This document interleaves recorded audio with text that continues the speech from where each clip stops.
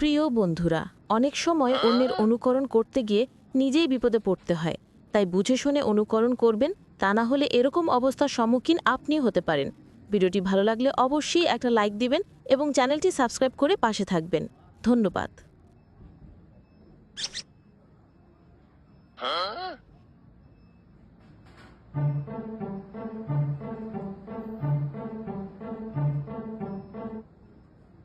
ha ha!